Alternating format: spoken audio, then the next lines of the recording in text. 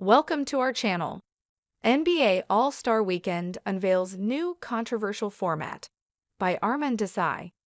The NBA celebrated its 50th annual All-Star Weekend in San Francisco, and many viewers, players, commentators, and NBA legends were thoroughly disappointed again.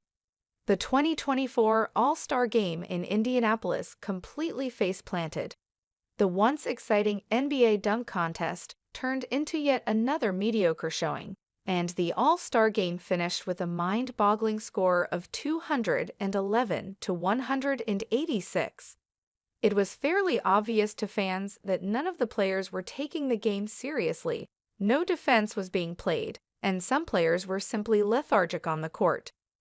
When asked about this, Golden State Warriors superstar guard Steph Curry said, "We need to change. We need some new life, new juice in the game." NBA Commissioner Adam Silver decided to heed this advice and unveil a new format for this year's game. What used to be one 48-minute match between two teams turned into a four-team tournament with 3 games to a target score of 40. The tournament ended in a 41-25 victory by Team Shaq's OGs over Team Chuck's global stars. Steph Curry was awarded All-Star Game MVP, putting up 20 points, 10 rebounds, and 3 assists in 2 games. Overall, there was undoubtedly more effort shown in this year's All-Star Game, and even multiple defensive plays, highlighted by blocks at the rim by Victor Wembanyama and Jaren Jackson Jr. The target scores at the end of the game seemed to make it more competitive, while maintaining the flashiness and exciting plays of past All-Star games. These included half-court shots, no-look threes, alley-oops, and dimes. "I think it was solid tonight. I felt like guys were trying to play hard," said Phoenix Suns superstar Kevin Durant after the game.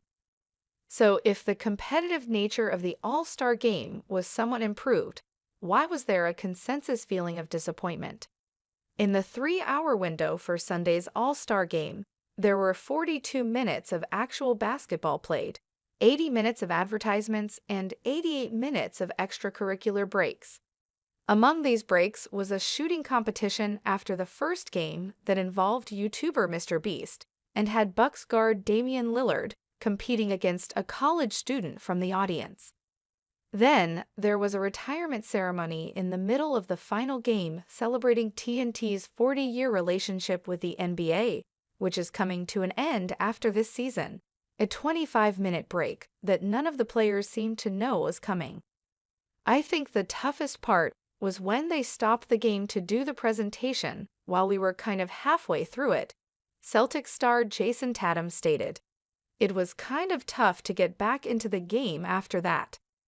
Another aspect of the new All-Star format that drew a lot of criticism was the inclusion of the winners of the Rising Stars Challenge, a tournament featuring exclusively first- and second-year players.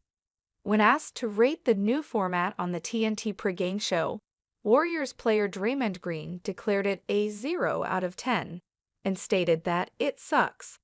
The 2026 All-Star Game will be held in Los Angeles, California, and everyone will have one question in mind.